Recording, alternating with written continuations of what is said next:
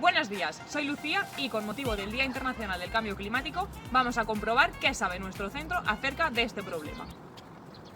¿Qué medidas llevamos a cabo en el centro para contribuir a mitigar el cambio climático? Estamos concienciando al alumnado, al profesorado, mediante charlas formativas.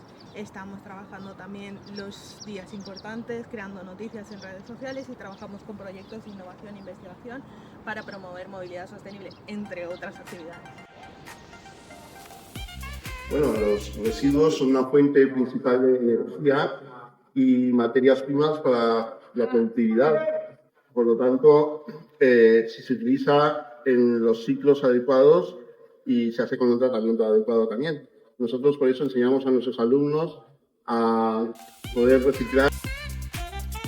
Desde dentro del aula lo que intentamos es trabajar y concienciar al alumnado de realizar la utilización de productos ecológicos y tener un consumo moderado del agua, ya que es un recurso limitado.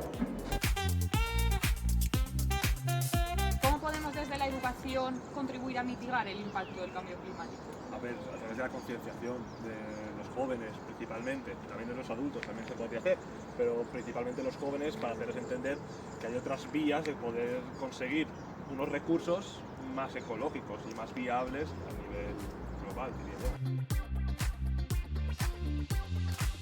Me gustaría compartir con los usuarios que nos están viendo que es importante trabajar en conjunto para lograr mitigar los efectos del cambio climático y que es importante hacer educación ambiental, sensibilización ambiental mediante proyectos como por ejemplo los nuestros, que trabajan no solo por la conservación y restauración del medio natural, sino también por la sensibilización hacia las nuevas generaciones.